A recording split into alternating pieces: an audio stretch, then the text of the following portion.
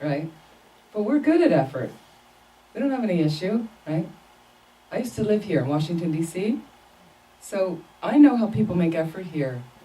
One of the most intense cities I've ever lived in as far as effort, right? So we have to start directing the effort into more meaningful ways, right? And it really does work. It really does work. What do you think? You can ask this guy. Ask him what I used to be like. Right? Maybe 30 years ago? 30 years ago. I can't believe I've known you for 30 years. So he could tell you it does work. I mean, maybe, right? I'm putting him on the spot. But I'm serious. So one thing I will say about this path, I am going to give you information from the Tibetan Buddhist perspective. I'm a nun in the tradition of Tibetan Buddhism. And I do ask you be discerning and investigate thoroughly everything I'm saying. It has to be your experience with the spirituality. So I'm not going to ram anything down your throat, and I'm not going to force you to do anything, and I can't do it for you. So there's a lot of useful things I found that worked for myself, but the issue is you have to put it into practice in your own life. You have to try it on. How does it fit? If you like it, great. Continue. We can recommend books to read, things to study, classes, retreats. And if it doesn't work, I would just put it to the side, find something else. But it is a path of great effort, right? And then so is life, right? It's no different than life. So if you find that you're moving along life and it's okay, and then I have a problem and I don't know what to do, so this, my perspective from my own experience, is it really does give you something you can implement that works. But again, you have to check it out. So, okay, everybody clear? Everybody with me? Okay, thank you. I also want to just call to your attention that I'm leading a pilgrimage in September to Burma. If you would like to join a trip to a fascinating country that you would like all organized for you nicely, and actually do meditation along the way and understand the significance of the places we're seeing.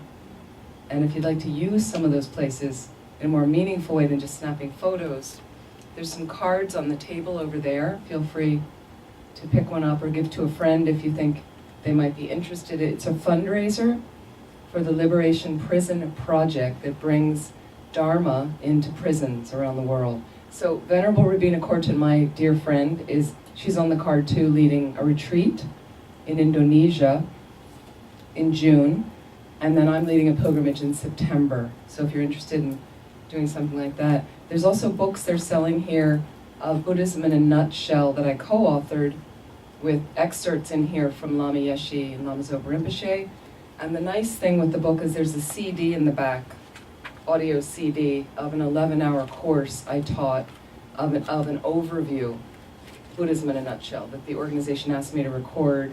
So if you want just a nice overview, if you want to pass it on to somebody that's interested in how to, something about Buddhism, I recommend Buddhism in a Nutshell. And they have them right over there. Okay, I think we're here. Thank you for the commercial advertisement.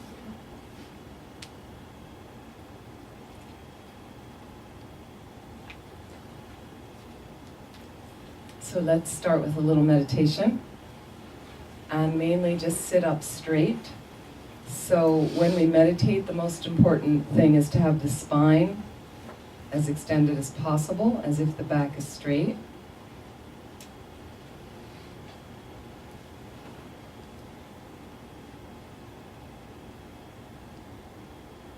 And mainly you'd like to be comfortable in this posture.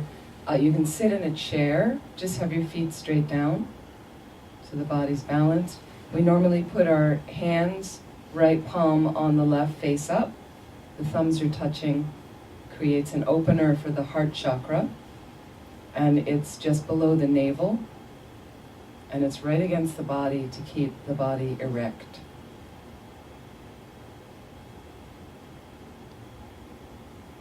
However, it's a relatively relaxed posture. So you can lightly close your eyes. Just take a couple minutes to scan your body on your own, noting any places you're holding tension and allowing yourself to release the tension, bringing yourself to a more relaxed place.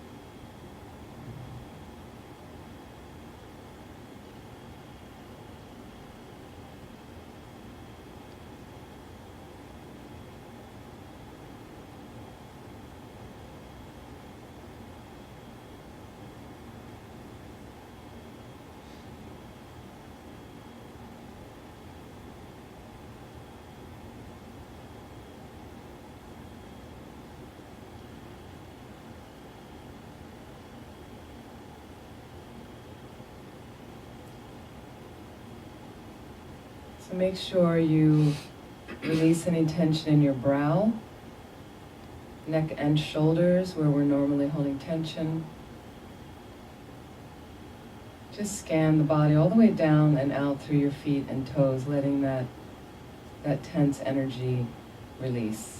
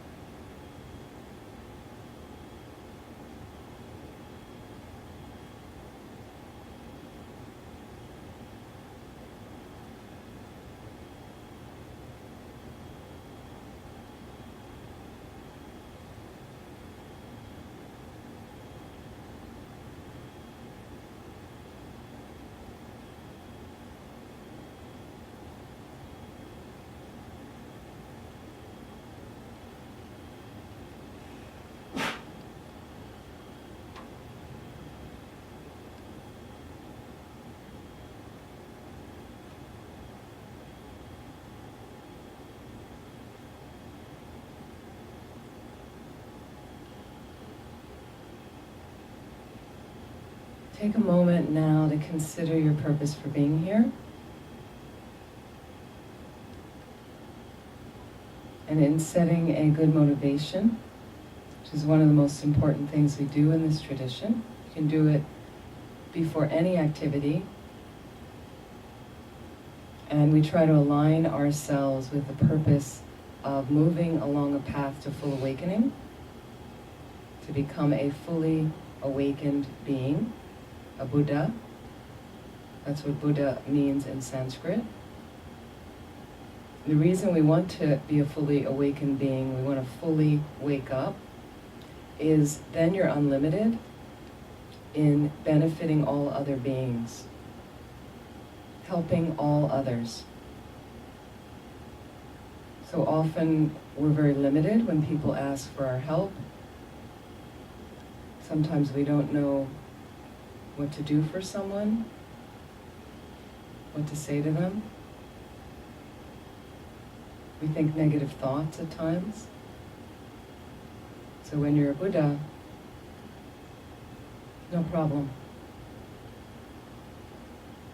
So if you'd like to include that idea in your motivation, great.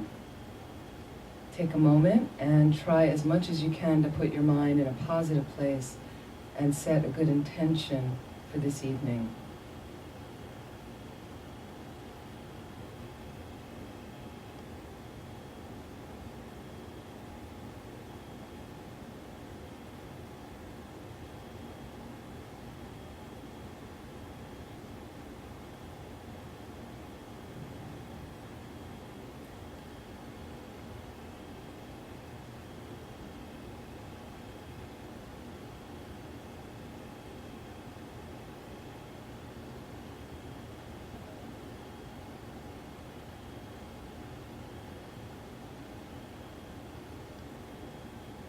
And bring your mind now to a normal, natural breath.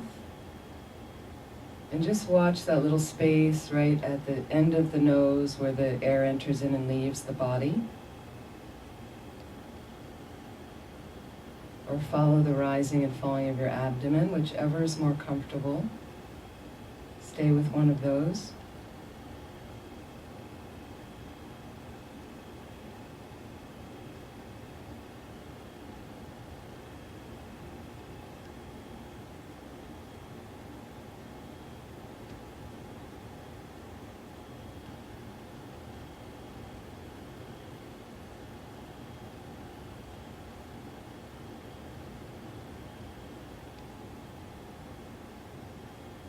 If your mind wanders off the breath, simply observe without any further story, judgment, or elaboration. And then with gentleness directed toward yourself, bring your mind back to the breath.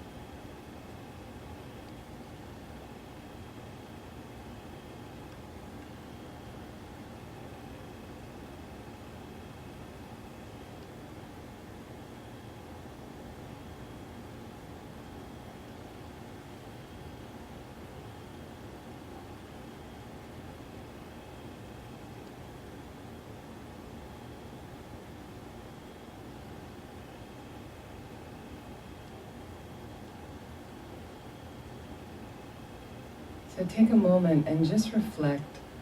If you can think of something today, something in the past week, when you felt consumed with desire, or you felt extremely attached to someone or something, take a moment and find one situation, bring your concentration there, and begin to get a sense of how you feel in this situation.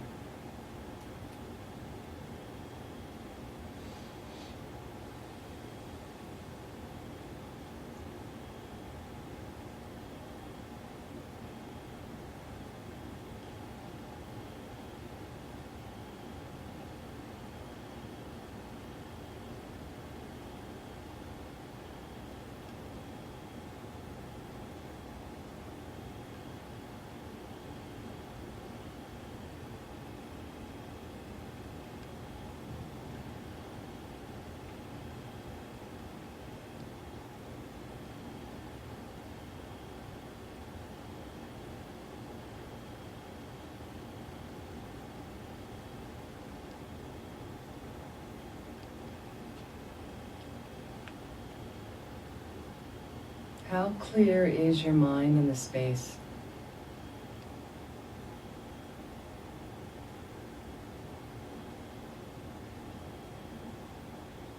Happy and balanced?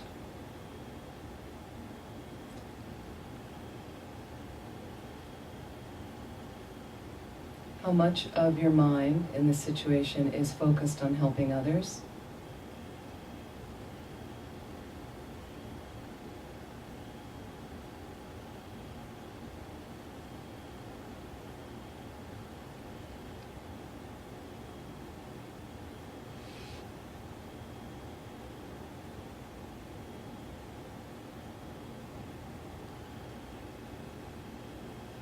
So here's a general antidote.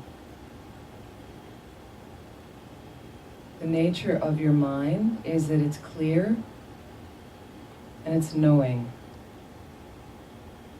Has a quality of a clear, spacious luminosity that is aware of things. That's it. That's your mind. Not the brain, not a physical thing. It's non-physical. Has no color, shape. It's a continuum without a beginning or an end. Your consciousness. One moment, creating another moment, creating another moment, another moment. So every moment has a subsequent result, and every present moment has a preceding moment that caused it. You cannot find a beginning, you will not find an end. And that's the nature of your mind, not desire and attachment. So look at this situation that you've thought of, and just remember for a moment, this is not the nature of my mind.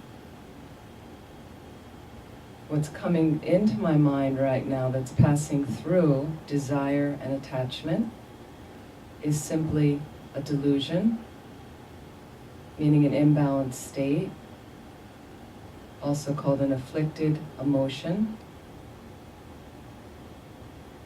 simply passing through the clear and knowing nature of my mind like clouds in the sky. See if you can relate to the sense of desire and attachment simply like a cloud passing through the clear blue sky. Could be a wispy little piece of desire. Could be a huge drama, like when the sky is dark with rain clouds and you can't see at all that clear blueness of the clear blue sky.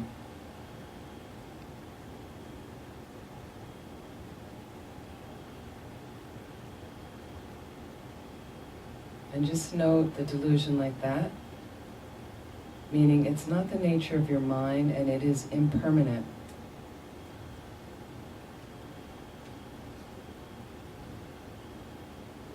So go back and recall the moment before the desire and attachment arose.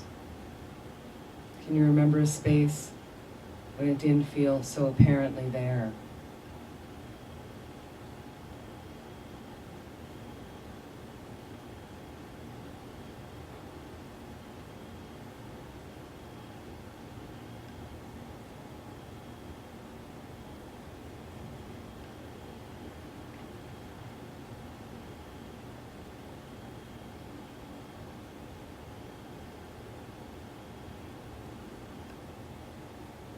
It's impermanent,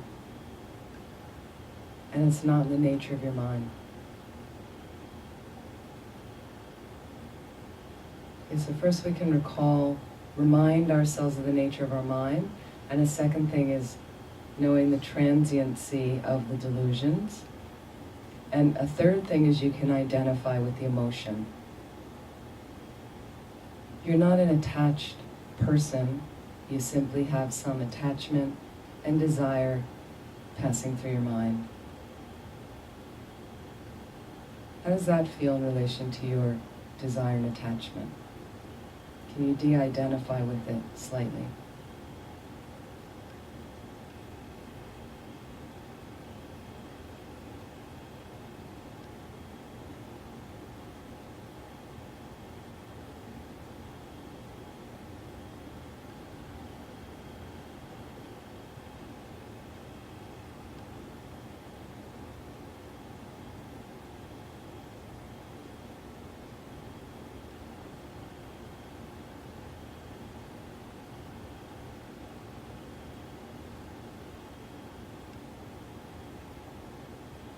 So please relax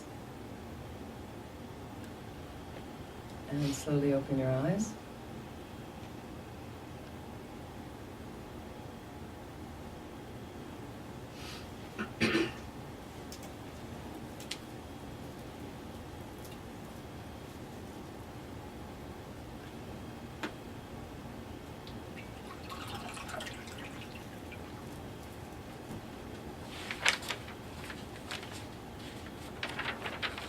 So, what's the problem with attachment and desire? Anyone? This meditation helpful to anyone?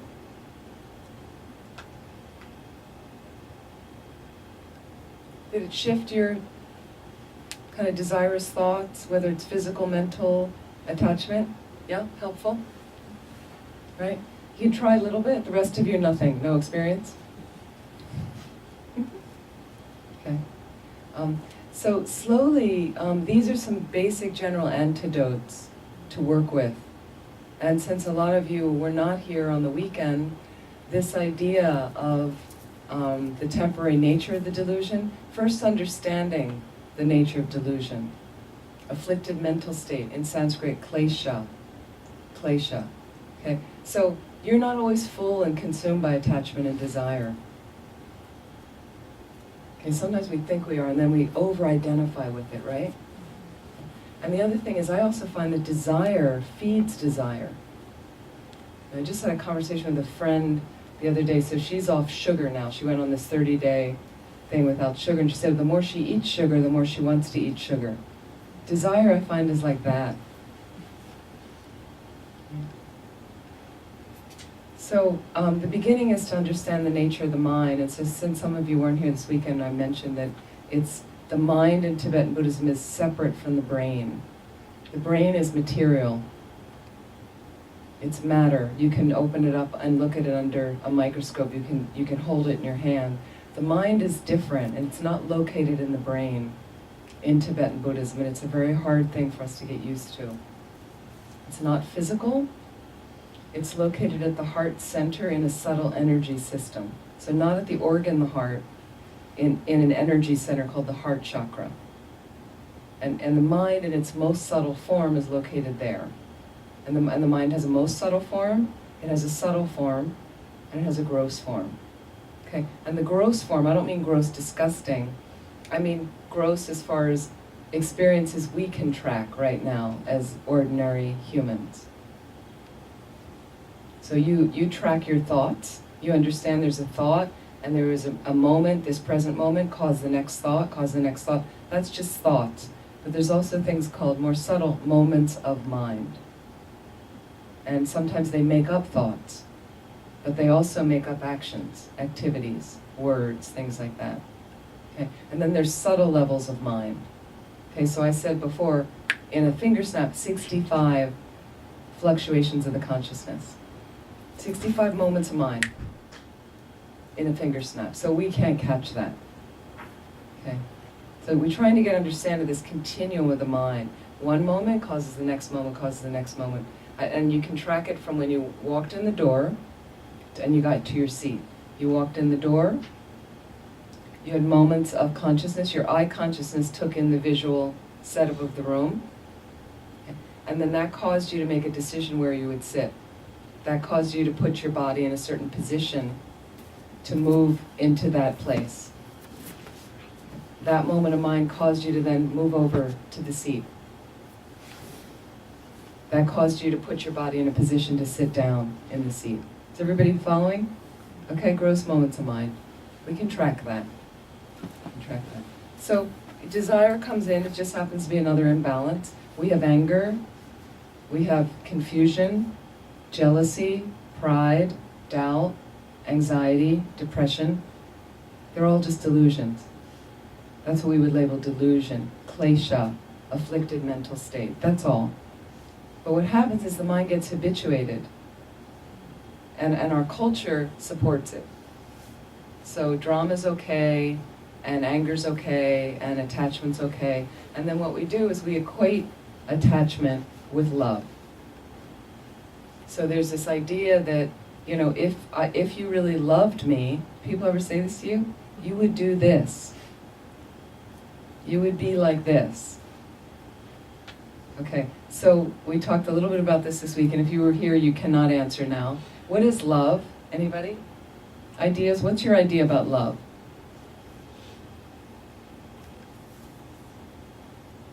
Anyone? Nobody knows what love is? Nobody's ever been in love? Come on, huh? Any words that come to mind when you think about love? Happiness. Mm-hmm. Company. Company. Connection. Connection. Right? So what do you think the essence of it is? Yeah. Is love kind of, I need something, I want something out of this, I'll be really happy if you do this, you know? What's the essence of it? What's the real magic trick about it that's different than attachment? Just ideas. What does attachment tell you? Just think about today. What was your incident you went into? Was it something today? Did you think of something today?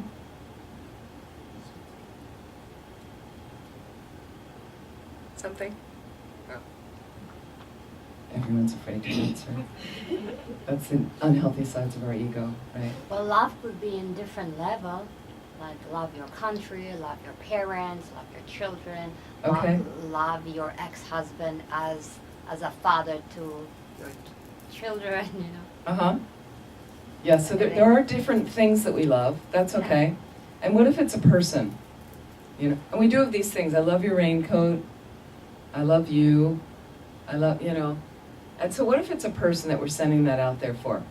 What do we want for them when you love them?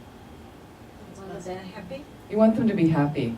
You said Care. happiness, right? You want them to be happy. That's love. That's it. You want the other person to be happy. Okay, it's not a big magical mystery tour. You want the other person to be happy. So do you love like that? Yeah. Great. Everybody love like that? On the good Right? days. On the good days, we love like that. Okay, so this is just that beginning, just to get used to how the mind functions and works and what we're also conditioned about love. And so the fundamental thing in this tradition is love is wanting others to be happy, wanting the other person to be happy. So now you have that information. So from now on, you check as you go out there, do I really love this person? Am I practicing love right now? Or is it desire and attachment? What does attachment want? Security. What's that? Security. Security. Attachment wants security, yeah. What else does it My want? needs to be met. It, My needs to be met. I need my needs to be met. Attachment's about me. It's not about you being happy. Attachment's about me being happy. You know, I love you if, I love you but, I love you when, all these conditions on it. Yeah. And sometimes we really do love somebody, and then part of the mind goes into the unhealthy ego stuff, and we start manipulating them, saying it's love. Okay? So you have to be really clear. You want your love to be more pure, and really, you know, and I've had people that they didn't want to be with me anymore, right? And so you check in your mind, you know, anger and hatred could come up, or these other things that go into confusion and all this. But sometimes I just really wanted them to be happy. And it was much easier to deal with it that way. Like, I really did love them. And if they didn't want to be with me, I wanted their happiness. So I was much more like, okay, you know, because I really wanted that for them. As opposed to my attachment, and then somebody didn't want to be with me, and then it was tremendous suffering. Because me was not okay with that. Because there wasn't any aspect of some other person being happy. And wishing them to be happy. I was thinking of another, somehow I was reminded, it sent me, so today is another of my old boyfriend's birthdays today, okay, so I sent him an email, and then he wrote, we're very good friends, and he, one time we were living together for a while at one of the centers, and then I wanted to go off and do retreat for 4 months. So how do you feel about that? Your partner wants to leave for a few months? Is that okay? How would you deal with it? Yeah. Yeah, she's okay. Yeah. Okay. Everybody okay? He's not okay. Okay? So think about it. So he was very okay. Partly I think he was really okay. He was happy to get rid of me for 4 months. But he was really okay, and what he did was, we were both practitioners, so sometimes, like, there's nothing wrong. Somebody said company. You want company, right? There's nothing wrong with companionship. There's nothing wrong with having a relationship and being a Buddhist. You don't need to be a nun or a monk, okay? So what you do sometimes, if you're on the same spiritual path, a lot of people that are together have similar interests. That's nice. and you can support each other in the interests. It's practical and it's nice and supportive. So we were very supportive, and the nice thing for us was when we did our recreational things, when we were living in California, a lot of the things were related to the Dharma. We were going to some teaching. And we both enjoyed that. That was a value we had. That was a priority. Right? So then I said, and part of our passage is to do retreat at some point. And then suddenly an opportunity came up for me, and I said, I want to do this retreat. And he said, that's great. You know, and then what he did is he helped me get ready. It was overseas. So like I needed a new sleeping bag to go to this place. Well, he bought it for me. He bought me like the Rolls-Royce of sleeping bags. You know, it was so sweet of him. It was like, he didn't have to do that. And it was so useful for me. And he helped all these other things. And so, you know, what kind of partner are you? Those of you in relationships. It's something to think about. Am I trying to be supportive, or is it all about me? What's in it for me? What am I getting out of this? So if you're dissatisfied and you run into these walls in your relationships, it's a way to check a little bit. Am I thinking enough of the other person? Okay. The next step with this is you don't want to be a doormat. Some people always ask me, well, you know, I just feel like I'm giving all the time. I'm the one cleaning up the house. I'm the one, it's always what he wants to do or she wants to do. And I'm following along, okay? So then there's communication. How many of you communicate skillfully with your partner? On good days. On good days, okay? On good days, right? So we don't always have good days, but you try. And at least, even if you don't have a good day, how do you communicate in that space? So I mentioned over the weekend, and I don't know, how many of you, how many people in a relationship now? Okay, some people not. How long is your relationship going on? How many years? 18. 18? How many years? 19. 19? In the back, somebody? Same. 19, 18, 19 years? Okay. These are some longer term relationships. How well do you listen to your partner? She's like, no. Okay? You know what happens after a while? And this is skillful. This is, I think, very helpful to contribute to love in your relationship. It's respectful to actively listen to your partner when they're talking. So communication isn't just expressing yourself well, it's listening as well. Okay? And then your partner speaks, and we can multitask. We multitask at home. You're doing the dishes, they're telling you something, and you know, sometimes we're telling important things when we're multitasking. And then what we hear, what do we hear again, remember? And then your partner speaks and you hear, right?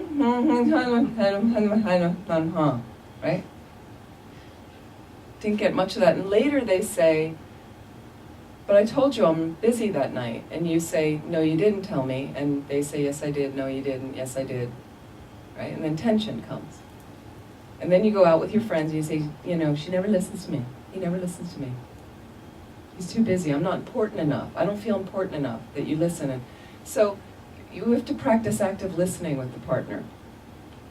There are sometimes important things that I would say, and I'd say, this is important. Can you stop doing that? I want to talk to you about this. In a nice way. You know, not jerk, stop what you're doing. Please, can you listen to me right now? This is important. Okay, so you've got to build some active, healthy communication.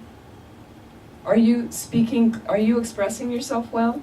So men, and if you're in a straight relationship, men and women, we think differently. I think we do. I mean, I was not always a nun, okay? I had relationships.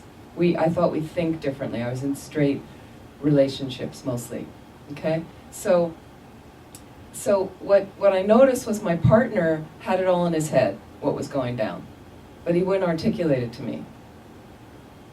You know, and it was frustrating. I wasn't a mind reader.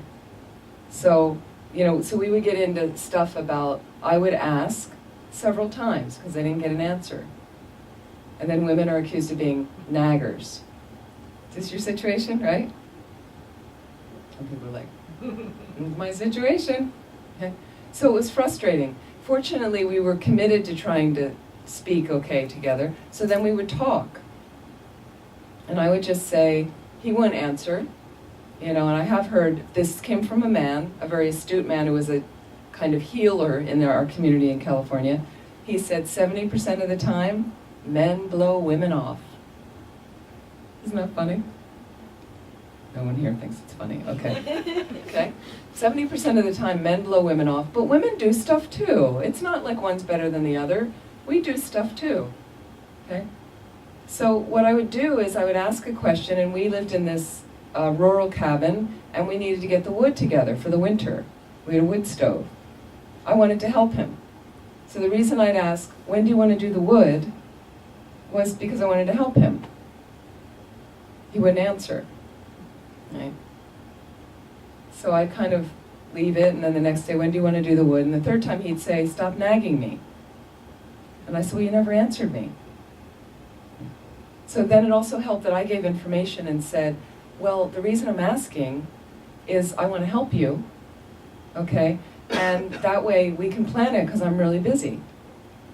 So what happens is he then later told me, finally, it took a while to get this out of him, that he had it all sorted when he was going to do it, and he was going to surprise me, okay?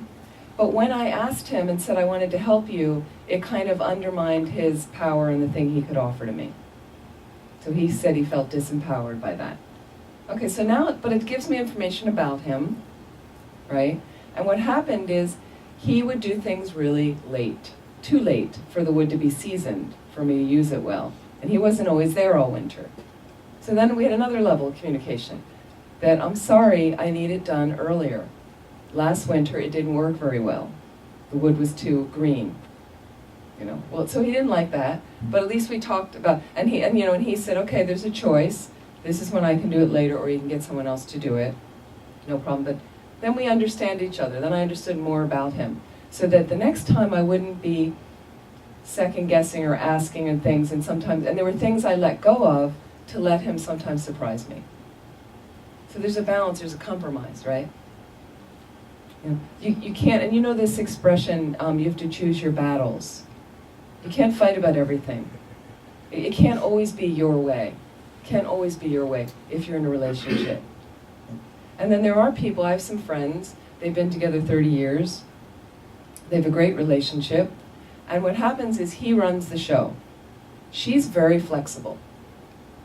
She's my longest term girlfriend. I grew up with her. She's very flexible. She really, when you say, what do you want to do? She really doesn't care. She's happy to do anything and go along. But somehow they became aware of this pattern, and then they did an experiment, and they did a trip, and he said, you know, this trip, this is going to be your idea, your plan.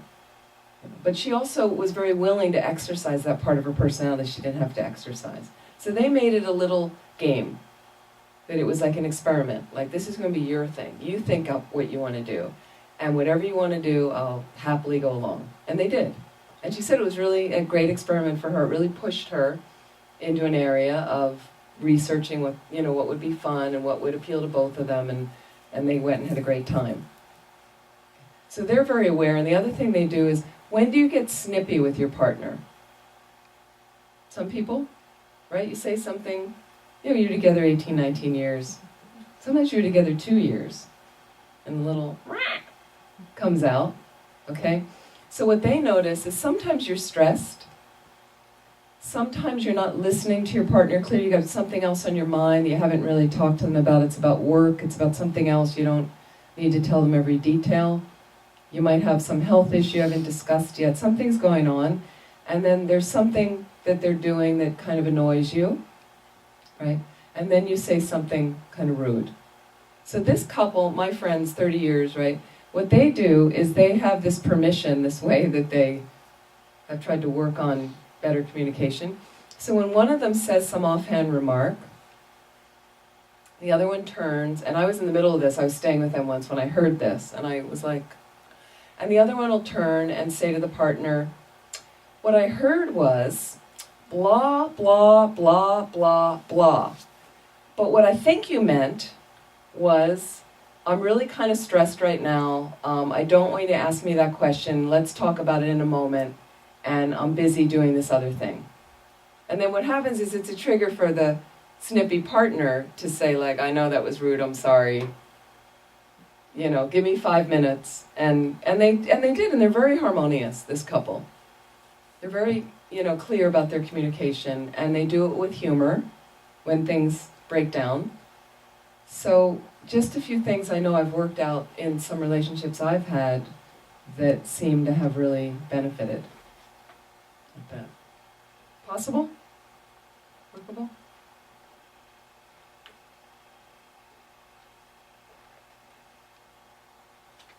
So another general antidote I find with attachment desire, moving it more into a love area, is mindfulness and self-awareness. We talked a bit about this on the weekend. Mindfulness and self-awareness. Mindfulness is a big catchword now in spirituality. It's a very hot topic. Something that a lot of Buddhists have been doing for years. Now they talk about mindfulness-based stress reduction and things like this, and corporations are using it. I think it's fantastic. So the main thing is, you might be noticing you're in your relationship, and also when you have desire, it could be an object. Anybody focus in their meditation situation on an object you desired? Can you remember the last time you needed something? I see that thing and I need it now, I want it. Like what that's like in the mind, right? Mind's not very peaceful, right?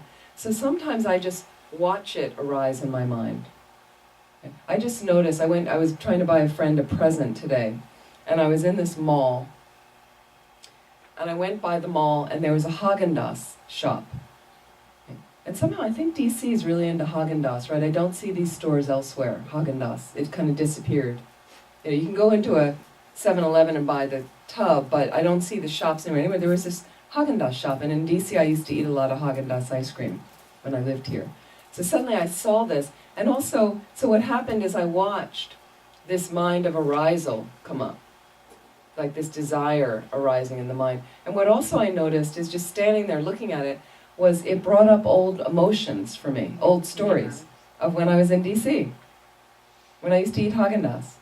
I remember, I don't know, well, a lot of you don't live in DC, but the store in DuPont Circle, where I used to walk by going home from work every day when I get some Haagen-Dazs. But so what I did is instead of just running over and like, I need a double, is I just kind of watched, and I haven't been eating a lot of ice cream, it doesn't do well in me. So I kind of watched the mind, and then through the mindfulness, I was aware of like, oh, this old emotion coming up of when I lived in DC, and when I would do the store, and the different times I'd go there, and, all that meant, and how ice cream doesn't really agree with me.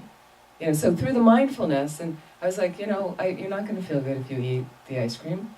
It's all exciting right now, but then, so through mindfulness you can start to deal with, do I need the new cell phone? I know they've invented a new one and they've improved it and I can upgrade. And I can just upgrade it. It's only $30, But then $30 and then you need a new charger. And then you need a new case because it's a different shape. Then I need the new thing for my car. And that doesn't fit. And the next thing you know, it's another $90. That I was actually perfectly happy with what I had. Right? So I think another counter for the mind of desire is, can you be satisfied with what you have? How many people are satisfied with what they have? And wonderful, thank you, right? And the other thing is less is more. I really believe more and more, less is It's more. better. You know this saying? So can you simplify your life some? Because it tends to really move into a space where you're countering desire and attachment. Okay? How many of you have clothes you haven't worn in 10 years? Right?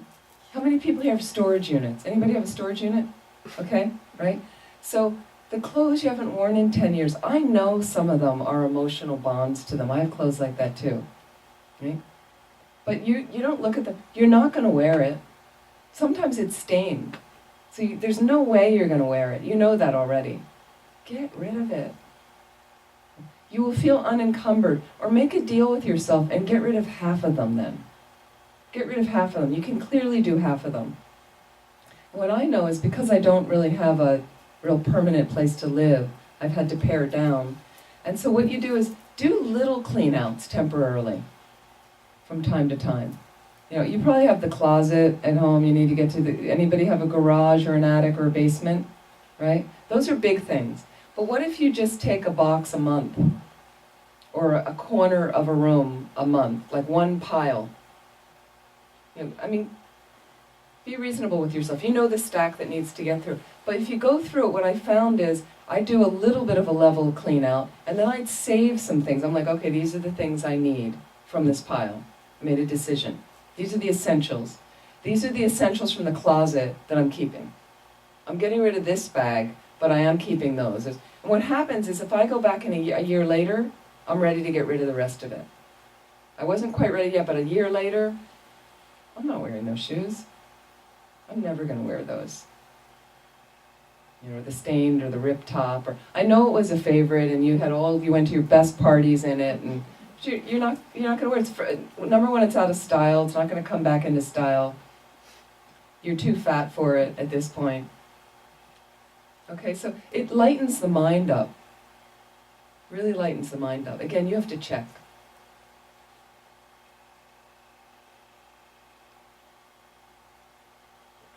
So another thing I noticed with being happy with what you have is we did a practice over the weekend of waking up in the morning.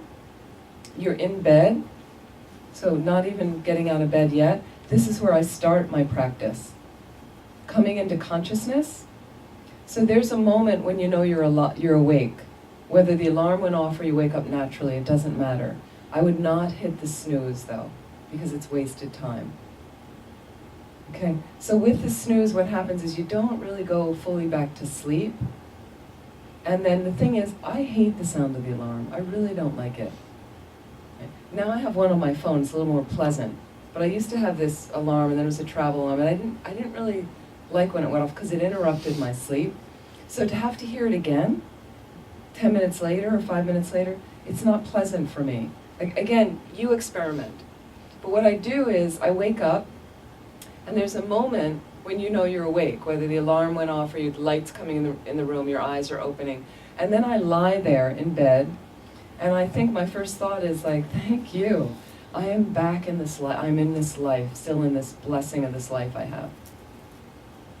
You know, I didn't die last night. I have I have another inhalation. Okay, because when you sleep, the breathing gets very subtle. Right? And then suddenly there's, when I'm awake, a deeper inhalation.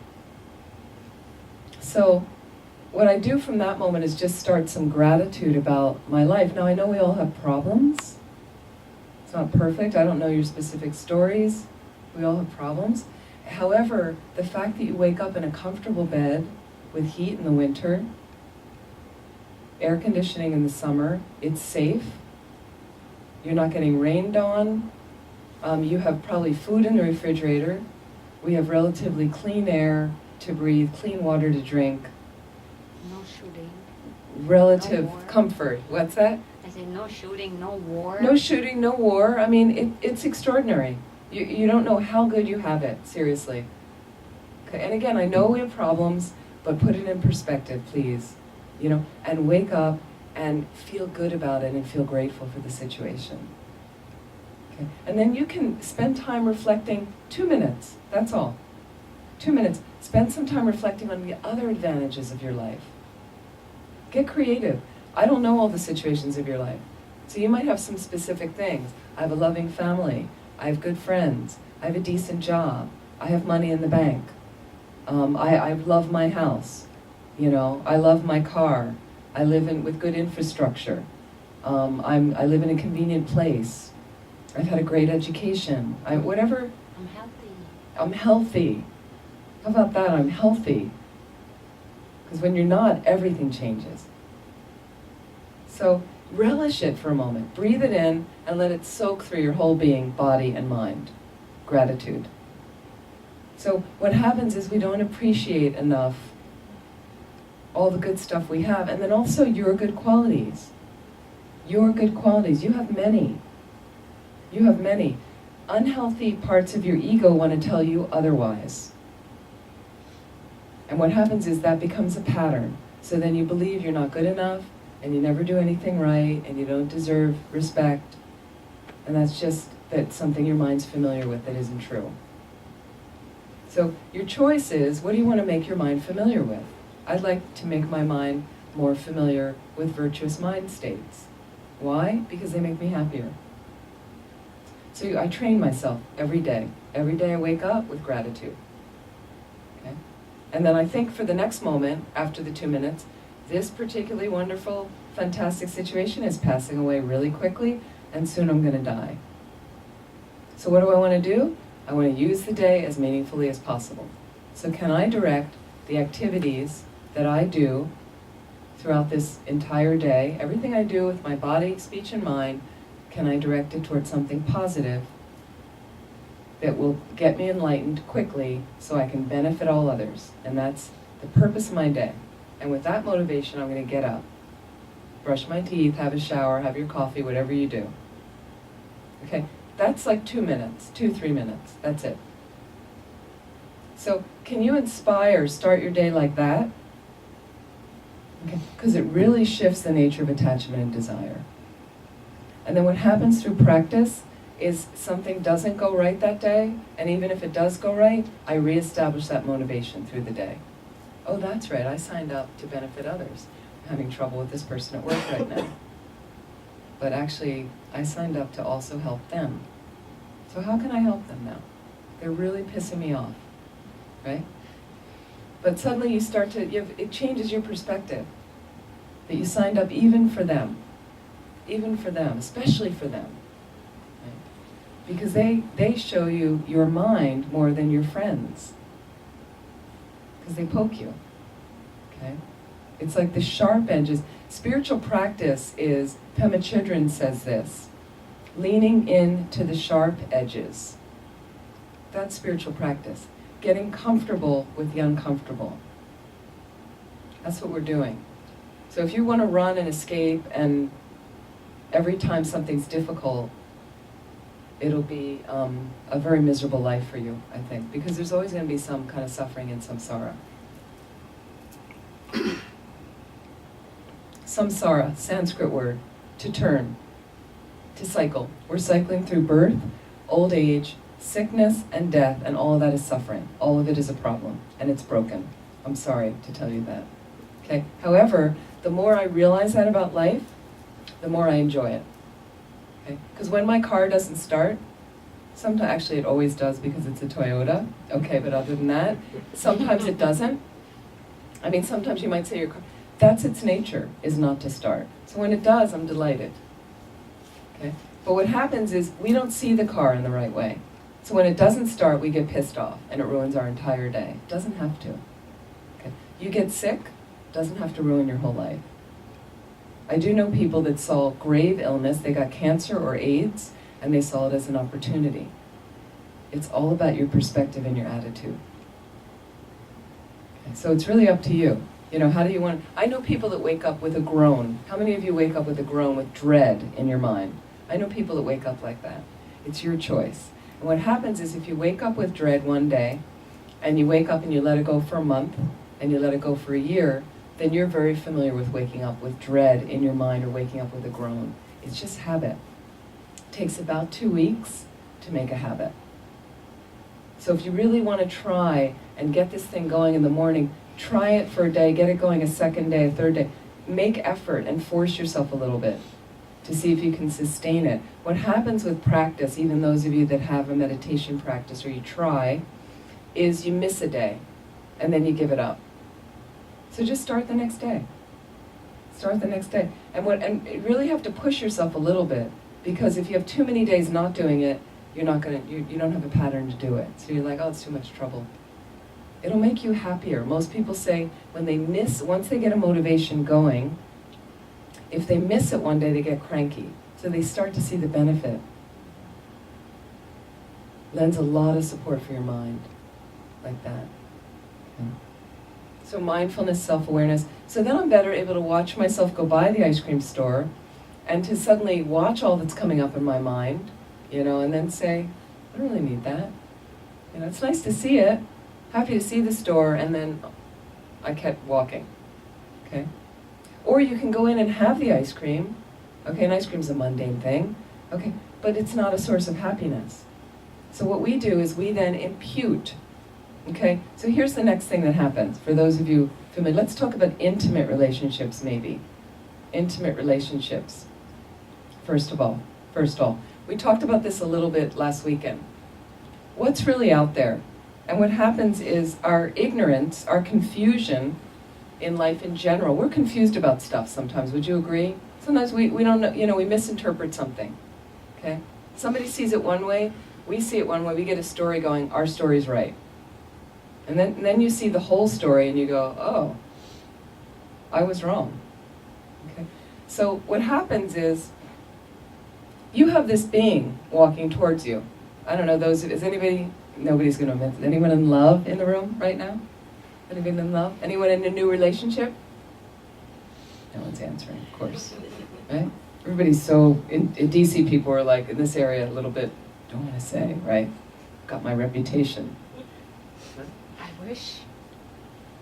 You wish you were in love? So, but what happens when we get this object of desire, let's say? Okay? All you have, if you want to break it down, there's data out there, there's information out there. That's what your visual consciousness is taking in. If they're across there, it's just visual consciousness. Sometimes they might say something. So you've got visual consciousness and auditory consciousness. Okay, eye and ear is working. And here's somebody walking towards you. And if you want to break it down, the data, you have a fleshy oblong thing here. And then you have a longer torso with 4 appendages, and there's cloth on top of it, and then there's something up here that has a color to it. And there's 2 circles here that have a color, and then sometimes this circle down here opens up and sound comes out of that. That's what's there. Isn't it amazing what we impute on that? So attachment then sees that, and what happens with attachment and desire is you have karmic seeds or propensities in your consciousness, in your mind. They're planted there by past moments of mind and by past actions of body, speech, and mind that create imprints, plant seeds in your consciousness. Karma. Karma's action. That's what it means. What goes around, comes around. So suddenly if I have a pleasant ripening of a seed from the past, something good I did ripens in happiness for me, and suddenly it's ripening as this thing is walking toward me. Okay? And then what I do is I impute and over-embellish the data that's there. And then what I do is I project and vomit a projected fantasy onto that, and then the mind of attachment and desire reaches out and says, I want that, I need that. In order to be happy, I have to have that. So I mentioned over the weekend, anger and hatred does the opposite. It underestimates what's out there, based on a karmic seed ripening for me to suffer and not like and be adverse to what is out there. Is everybody following? Okay. So attachment and desire vomits a projected fantasy onto things. Have you ever done that? Right? Yeah. Today I did it with ice cream. Okay, that's mundane. It's heavy with people. We do it with people. And what would happen for me, I remember my DC days before I was a nun, right? I would go to a party. And I would go to a party alone. I would want to meet someone at the party. Someone that I could connect with, as you said, or have a companion that I could do stuff with if I was alone at that particular point in my life. I'd go to the party. And then I always ended up in the kitchens at the parties because that was the most fun place to be. Okay? And in the kitchen, then I would see somebody across the room. And some karmic seed ripening, someone, and then I would impute attractive on them. Okay? Attractive to me. Some other people didn't find them attractive. Isn't that interesting? It's my karma making them attractive, seeing them as attractive. Let's say you get together with somebody. You like them, they like you, you talk, you discuss, exchange numbers, you go out. You go out for a bit. You go out for a while. Okay? And then there's things where we fall in love. Anybody remember that? Is it too long ago? Right?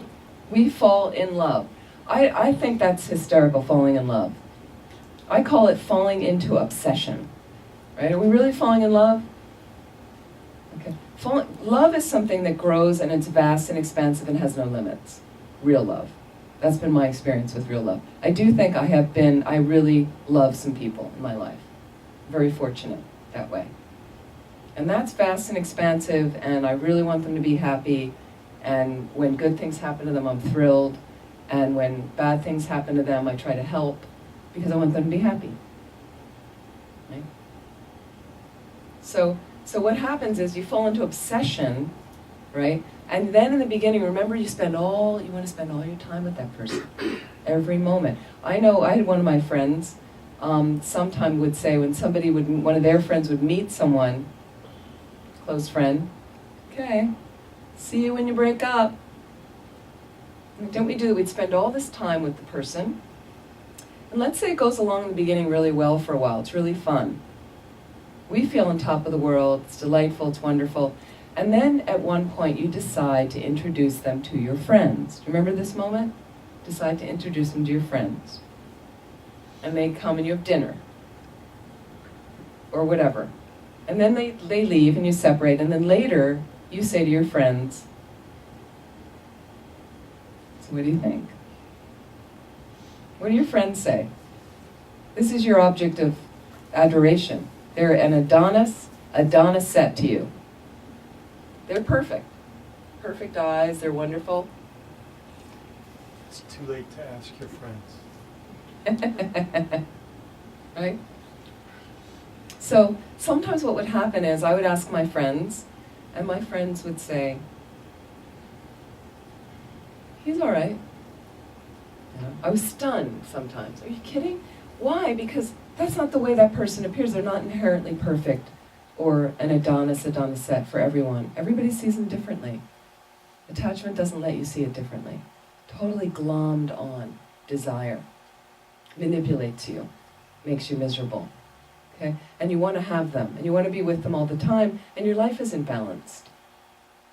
Okay, so then when you've been going along 19, 18 years, it starts to get real. Okay? So you can start to enhance things. Active listening, nice communication, doing kind things for them, loving kindness. Loving kindness. Do you relate to your relationship with loving kindness, this person? Even take yourself back mentally to when you first met them. Do you remember when you were first with them? Was it like that? Was it all like fluttery and wonderful? No. What happened? Wait, I'm asking Gabe for a second. Wait. No, well, say it again. I think I'm. Did you have the spark in the beginning and you felt fluttery when you'd see them and you couldn't wait to see them and you wanted to spend a lot of time with them? Yeah. Yeah? And in the back, yeah? What's your name? Jen. Jen? Yeah, but it didn't last. So that fluttery in love and, okay. So, but you're still with them. Okay. So have you built on from there? More realistically, practically? Yeah. Yeah, and you have a very deep, hopefully healthy kind of thing. So what happens is, I think, and you want them to be happy, correct? Yeah, the difference, okay? So you can build the love on, making sure that it's grounded in something deep, that I really wish them to be happy. That's love, okay? The attachment and all the flighty feelings it leaves, and if you really don't want the person to be happy, you're going to be miserable and you split up. Because that stuff doesn't last like that. 6 months into it, a year into it, their breath smells, their socks smell, they have these nasty habits, and okay, you can still love them and care about them. A human being who has the potential to become a Buddha, who does a lot of kind things for you, amazing. So the other trick is when you are, can you see people for what they really are? And it sounds like these longer term relationships. So there's a level of acceptance and forgiveness I find so helpful. Encountering my mind when it gets into attachment and desire and really contributing to generating and developing more love. Okay? Long-term relationships, it's so much compromise. You know, I don't do everything perfectly. Why do I expect them to do everything perfectly? And by the way, we are human beings, and the nature of that is we're flawed. We make mistakes. It's okay. It's okay. Okay? So with partners, the best partners I've seen long-term wise is they accept the things. There's things that irritate them about their partner, right? They don't focus as much on that. They focus on the good things, the things they like about them. the things that help. They see the other annoying things, they know it's there, but why focus on it? Yeah. And if there's something really, really troubling that could be detrimental, why not talk about it? People can change. Obviously, better to talk about it earlier. We used to joke about we were telling my sister, brother, and I that my mother did not train my father very well. So, now at 88, my mom's gone, I'm living with my dad. We're training. We're in a training mode. No, he's great. But it's just different. I need to be trained too. Okay? So those things are, but sometimes it comes later, and they'd say, well, how come all of a sudden, couples change, sometimes after 20 years, and they'd say, well, how come all of a sudden this is important to you now? You never, well, it is now. Can we talk about it? But can you do it in a gentle tone, compassionate tone? Can you come from there rather than fighting and angry and it's all your fault, everything, it's always you? I find that's helpful.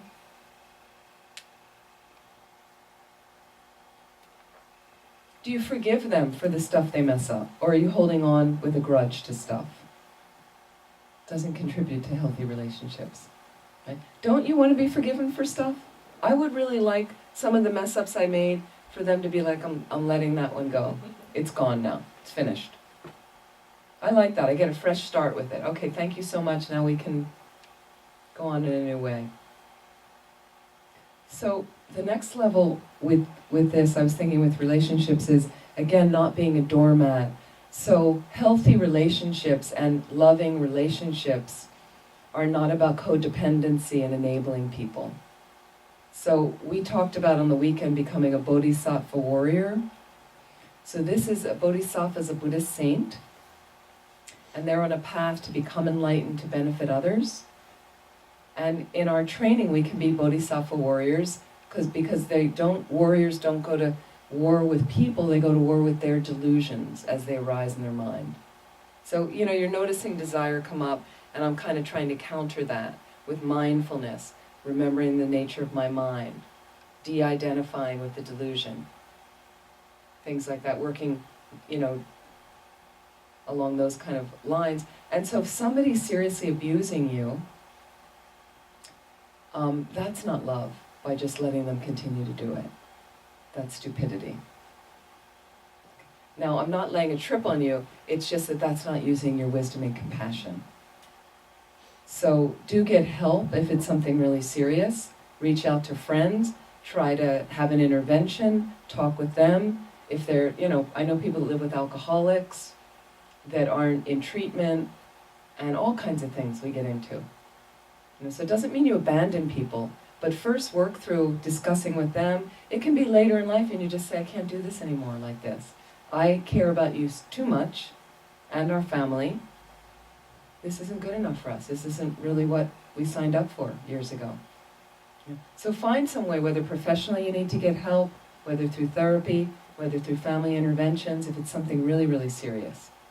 Okay? And then there's small things that you enable. And you kind of, because they get into these negative patterns, I do these negative things. So partly through my mindfulness, I try to identify stuff that isn't really healthy for me anymore, benefiting.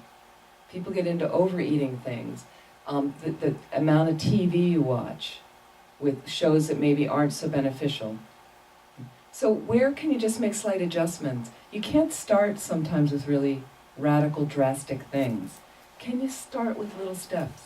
That's what this path is about. You make enough little steps, and you used to be here, and now you're here. Okay. So again, you can't fight every battle. So what do you want to say, like, this year, what I'd really like is if he could change this little thing, and then start to have what I would say is really constructive steps to discuss with them honestly. Maybe make a game, a compromise. You want them to change this thing, you want them to pitch in and clean up the house or something, so you're going to do this thing that they want you to do. Why not? That seems more balanced. Possible? Questions?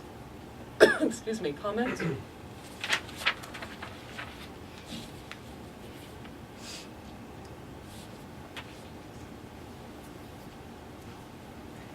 Another, yes.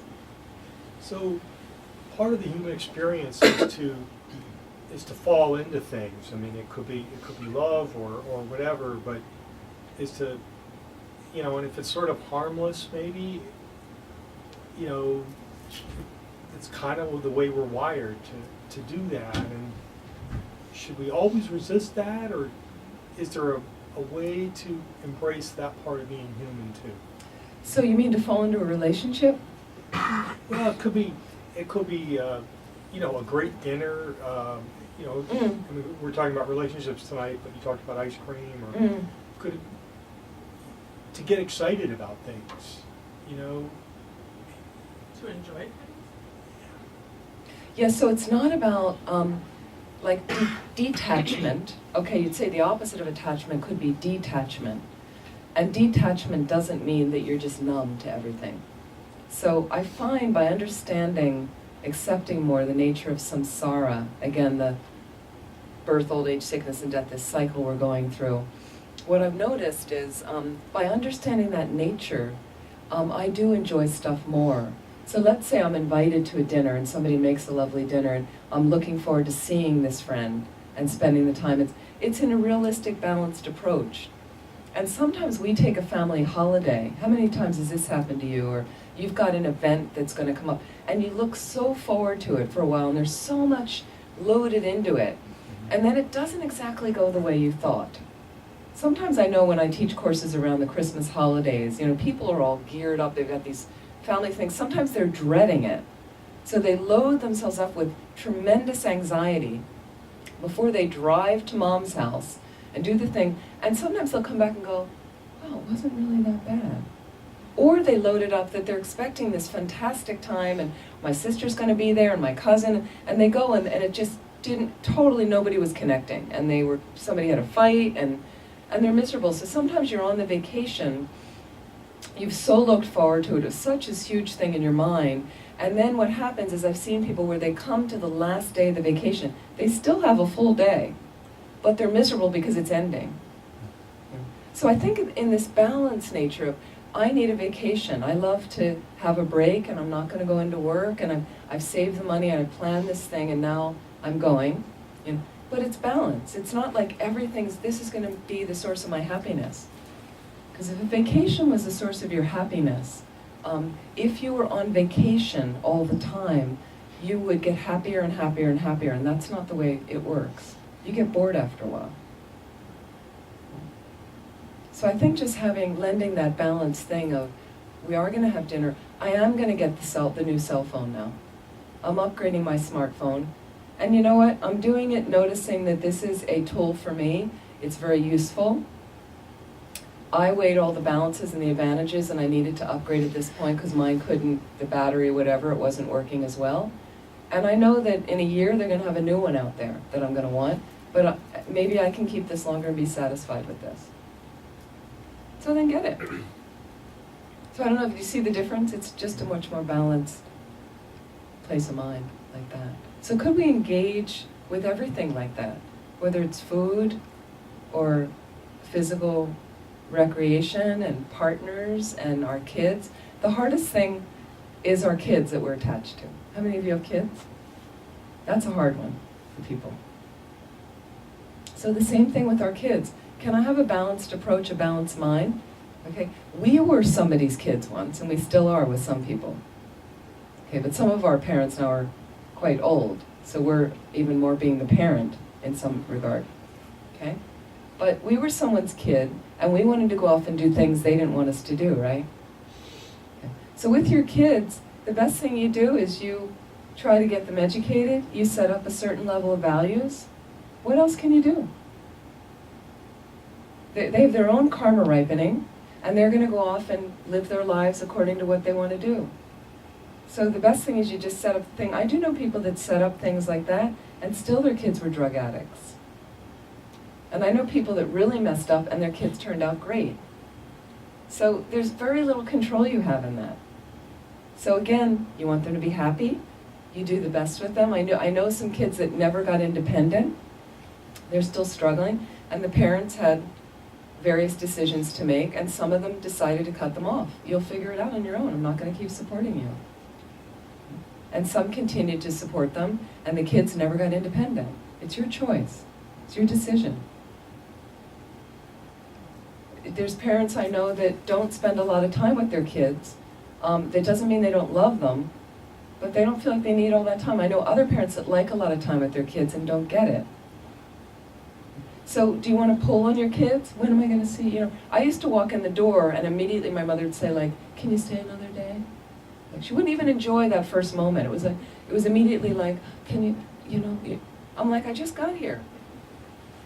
Let's just, do what we do and go in the kitchen and eat and have fun and catch up. Whatever. Like, do you have to be immediately off that I'm leaving in 2 weeks or something? It's hard. So she would not enjoy the moment because it was constantly the leaving. So can you just, they're here in front of you, whether it's one lunch or whether it's 2 weeks, and really can we be present? How present are you? It's so fun when we're present. It's so fun. In fact, your girlfriend just said the other night that when people are happiness is they found out, from being grateful, experiencing gratitude, and from being present. You check it out. I really believe in that. I really thought that was right on the money. I mean, it's a lot of things that relate to what I teach. How much gratitude do you experience every day? It's great gratitude. I love it. It's so wonderful. It's always there. It's always accessible for you. But what happens is some people are patterned with glum and complaining and judgment. So I do find really countering judgment is another general way to battle back with attachment. We judge a lot of things. We don't really know. But we judge, and the mind gets into this, I mentioned last week in boxing, putting things into boxes. And then I feel secure. But all it does is it compartmentalizes my mind, creates more walls in my consciousness. You're around someone like His Holiness the Dalai Lama, and there's this the experience I've had is this vast, spacious experience of loving kindness. There's no walls, no boxes in there. He greets everybody, you could be a friend, he doesn't, it's just this open, present, and present in this moment with you, like that. Can you experiment a little bit from leaving here tonight, tomorrow, a little bit of, so when someone's speaking to you, you're there with it. How many people do you make eye contact with during the day? And even in general things, the supermarket, the cashier, do you make eye contact with them? And we talked about connection. Connection, I think, is beautiful for countering attachment. Can you connect to people? But it takes presence of mind to do it. So see what you think about gratitude and presence, like that. And when we're present and more, I'm able to watch my mind more and counter judgment as it comes into my mind. I might notice sometimes, like we do prejudge almost everything, but I'll notice it without having to then engage, without having to open my mouth to say something less than generous, and without engaging my mind to further box myself in. Oh, I see this person looks like that, so I don't want that near me. The only one who suffers from that is me. Yeah. And then you see something that you really want and you gravitate over, but then that energy has a different response to you. It's either out of your reach, or maybe this person doesn't want to talk to you, so that topples you. Or it's just balance. I'm okay because I'm okay in that space. Why? Because I appreciate myself. I'm not an egomaniac. I just appreciate. I have some good qualities. I make mistakes. I fold the mistakes into my practice. I appreciate. I'm okay. I'm good enough. Like that. So if somebody doesn't want to talk to me, doesn't bother me. Or I'll look at it and I'll think, I wonder why not. I wonder maybe the last time I saw them, I said something rude, or who knows what they have going on. It's not, we personalize things, don't we? It's not personal most of the time. I love this, a friend of mine is a big reader, and he sends out a family newsletter. These people that email newsletters twice a year, and in it he puts books that he's read, that he recommends. And one of them was, one year it was like 365 tools for daily living. I'm not usually into books like that.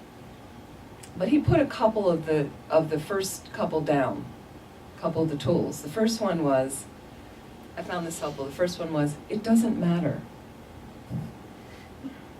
It doesn't matter, okay? Some things matter, of course. But you know all those little niggly things where some people are so consumed with. Some people are very sensitive. And you get, and so sometimes I just, doesn't matter. I don't really, I can let this go.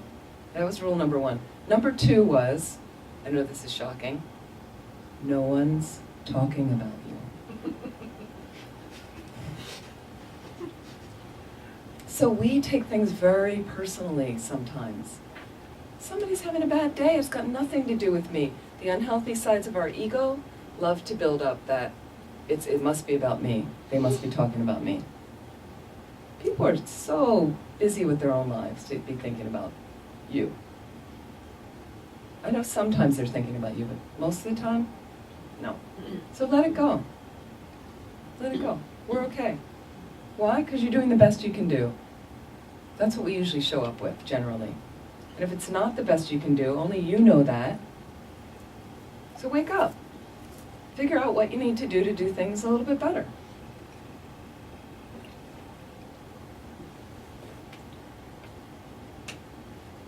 Questions? Any questions or comments? That pretty much was what I wanted to say about, was I on the subject? Was that okay? So, because you guys were kind of quiet, so I was like, did they expect something else?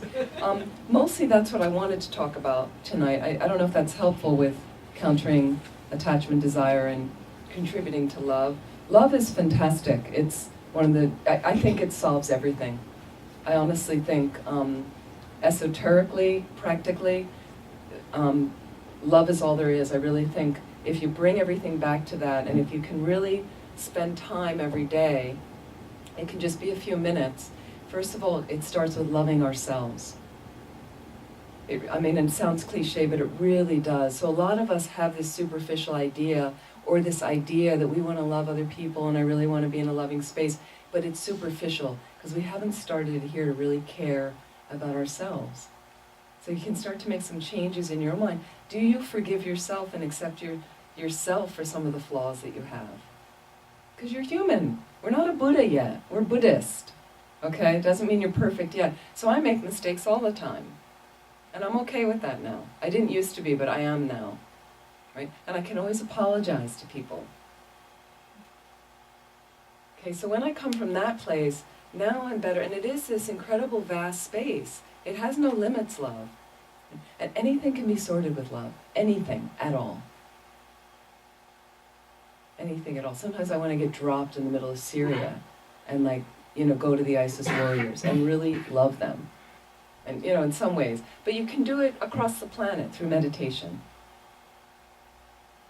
And I feel it sends out some kind of positive ripple effect. It's not going to change the wars and things like that. I do think it sends out that there's good forces in the world and there's negative forces in the world. Okay? So for me to stop loving and to not contribute to a loving atmosphere in the world just creates more hostility and tension. There's enough of that in the world. So I just continue every day, wake up and work on this. Work on trying to keep this as open as possible, regardless of whether I'm fearful or upset or happy or craving ice cream or whatever it is. I'm looking at my mind and I'm showing up with my mind for whatever is happening there at the present. Sometimes it could be anger and I'll watch that cloud go by, and sometimes it's a heavy bank of rain clouds and I'll go, well, I really have a lot of anger in my mind right now. Or I have a lot of desire in my mind right now. Well, okay.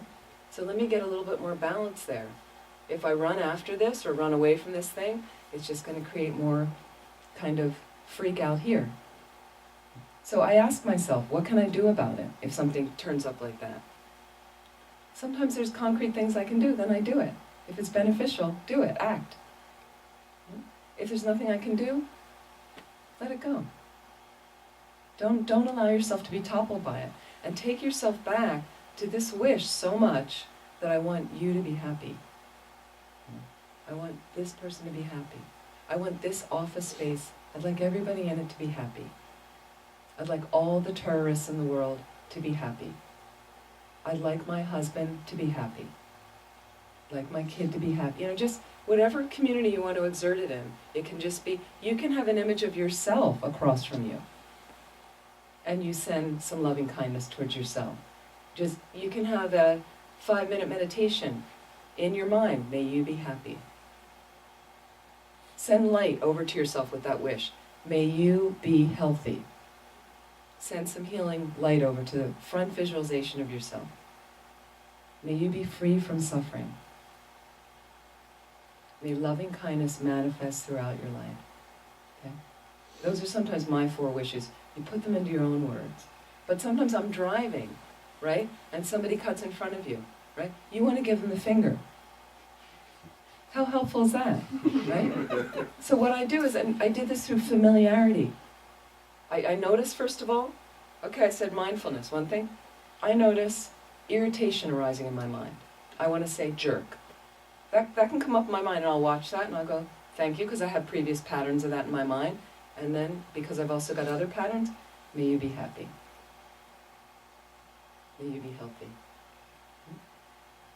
Okay, so you have to introduce this into your mind. That's why we call it practice. We rehearse. And we do some of it on our cushion, meaning having an actual meditation practice that you cultivate consistently. We're going to do some of that this week, and it'll be great to really sit a little bit more formally and talk about that, how we do that. And I'll guide you through meditations. We're going to do a wonderful practice with this beautiful goddess Tara as well. Okay? But you have to familiarize your mind with that, with healthy mind states. We're trying to make when you talk about mindfulness, another aspect is making your mind full. Full of positive mind states. Virtue makes you happy, makes you more loving.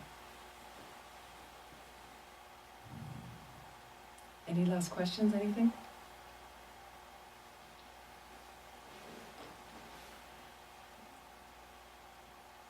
Yeah, Nothing? I have some experience of when you're very down and happy, even happy things come out, you just ignore, you think everything is negative. But when your mind is positive, good, even something negative come out, you won't see it, you think it's happy. Absolutely. Yeah. Absolutely. We know that. You have a bad attitude. You know when you're in a bad mood? Ugh.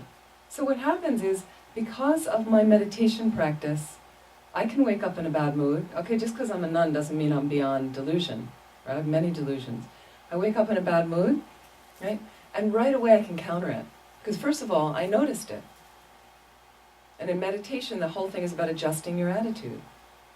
So I'm aware, and then what happens is, if I can't really heavily switch it, you know, you can do things through, you know, being grateful, and I'm remembering I'm going to die, so let's let this go. But sometimes you just, some days, you're grouchy. You're grumpy, okay? So what I'll do is, that's a day, based on my mindfulness, I'm not going to have the difficult conversation with that person that day, or that meeting, if you can avoid it. But on a day I'm more spacious, then okay, because I'm in a good mood. Okay, so be wise and skillful with yourself. Don't engage in really challenging things on the day that you know that you're operating with less than a really generous mind. That's your wisdom. And then some days it's so interesting. It's not the problem out there, because some days when I'm in a good mood, that problem, I can deal, it's okay. That difficult person, yeah. But when I'm in a bad mood, so absolutely. Yeah, thank you. Well, I hope this has been helpful. I don't know. Thank you. Thank you so much for coming. And I'd like to thank Gui Samaja Center and all the people here helping. Thank you. And we start on Friday. And we've got a Friday evening program, and then Saturday and Sunday during the days. So feel free to drop in and things. And I would like to dedicate, just from this evening, do we have any? Yes, we have it right. Oh, they're over there. I just want to dedicate, we're just going to read these 3 verses to dedicate any positive energy. This is something we do as a bookend around the motivation. So we had a motivation, and then you have a dedication at the end, and you take any positive energy we've created, merit, and we're going to invest it in our trying to create more love in our lives by being more present and mindful and showing up for our minds. We have to get to know our minds. That's part of our practice in Tibetan Buddhism. Okay? So let's dedicate that to helping us become Buddhas quickly, so then we can really be of most benefit to all others. We're going to go to page 235. Actually, we're going to read a different dedication prayer. Page 246. Let's send this out into the world. This is really about love, fundamentally. And I just want to mention Tenzin Palmo, Jetsunma Tenzin Palmo. Some of you have heard of her. She's an English nun. She did retreat 12 years in a cave, and they've written a book, Cave in the Snow. Anyway, she's amazing. She's a friend of mine. She told me a story some years ago that I guess her father died when she was young, but she was raised by her mother, and she was in the cave for 12 years in India doing retreat, and her mother got cancer and was dying, and some friends of her mother just totally supported her life, her daughter's life. She thought it was great. She became a nun, and her daughter was very different in school, and obviously had a very deep imprint to be, and she's recognized now by the Tibetans of being a highly realized being. So she's very special as a Westerner. She's really inspiration for us. So her mother was very supportive, and when she got cancer and was dying, some friends of the family said, we need to tell her, and you want to see her again. And the mother said, but she's in retreat, and I don't want to disturb her retreat. And she didn't. And she died when she was in retreat. And the mother said, what I pray for most is that I can come back and be her mother again, because I don't know if people would really appreciate who she is. That's love. Mm-hmm. So think about it. Are you really loving like that? Right? It always really moved me a lot. Can you sacrifice your own stuff for somebody else's happiness? Let's read this beautiful prayer from Master Shantideva. May all beings everywhere, plagued by sufferings of body and mind, obtain an ocean of happiness and joy by virtue of my merits. May no living creature suffer, commit evil, or ever fall ill. May no one be afraid or belittled, with a mind weighed down by depression. May the blind see forms and the deaf hear sounds. May those whose bodies are worn with toil be restored on finding repose. May the naked find clothing, the hungry find food. May the thirsty find water and delicious drinks. May the poor find wealth, those weak with sorrow find joy. May the forlorn find hope, constant happiness and prosperity. May there be timely rains and bountiful harvests. May all medicines be effective and wholesome prayers bear fruit. May all who are sick and ill quickly be freed from their ailments. Whatever diseases there are in the world, may they never occur again. May the frightened cease to be afraid, and those bound be freed. May the powerless find power, and may people think of benefiting each other. For as long as space remains, for as long as sentient beings remain, until then may I too remain, to dispel the miseries of the world. Thank you very much. Thank you for coming, and hope to see some of you this weekend.